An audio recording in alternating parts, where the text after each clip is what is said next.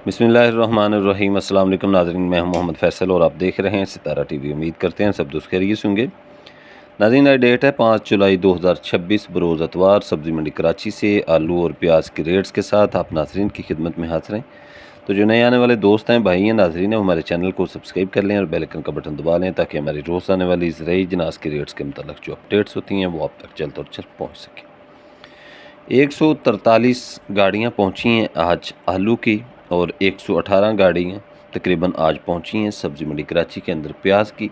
आज के रेट्स जो हैं वो आप नाज़रीन के साथ शेयर करते हैं कि सफ़ेद आलू मज़ीका जो था वो आज सब्ज़ी मंडी कराची के अंदर 800 रुपये से लेकर 1000 रुपये तक फ़ी 40 किलोग्राम के हिसाब से सेल होता रहा। सफ़ेद आलू सांटे रवीरा जो थे वो 800 रुपये से लेकर 1100 रुपये तक फ़ी 40 किलोग्राम के हिसाब से सेल होते रहे। और सफ़ेद आलू सांटे गरम स्टोर वाला जो था वो आज कराची मंडी के अंदर 1100 रुपये से लेकर 1300 रुपये तक फ़ी 40 किलोग्राम के हिसाब से सेल होता रहा। लाल आलू के हवाले से बात करें तो लाल आलू की तमाम वैरायटियाँ ठंडे स्टोर वाली 800 रुपये से लेकर 1000 रुपये तक सेल होती रही। और लाल आलू एक्सएक्स गरम स्टोर वाला जो था वो 1100 रुपये से लेकर 1400 रुपये तक फ़ी 40 किलोग्राम के हिसाब से आज कराची मंडी में सेल होता रहा। सब्ज़ी मंडी कराची से बात करेंगे एल्वास्टोन आलू के रेट्स की, तो एल्वास्टोन आज 1500 रुपये से लेकर 2000 रुपये तक फ़ी 40 किलोग्राम के हिसाब से सेल होता रहा।